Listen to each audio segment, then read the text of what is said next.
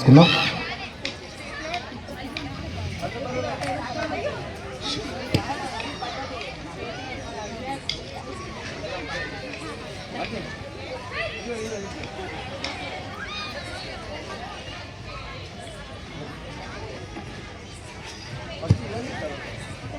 చప్పట్లు అందరూ గట్టిగా.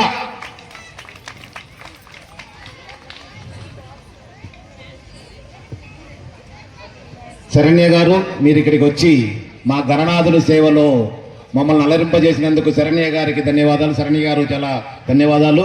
తీసుకొచ్చి వచ్చిన ఇందిరా ప్రియారెడ్డి గారిని, మన కాలనీ వాసులైన కృష్ణకుమార్ గారి పెద్ద కుమార్తె ఇందిరా ప్రియారెడ్డి గారిని కూడా మనం చిరు సత్కారం చేసుకోవాలి.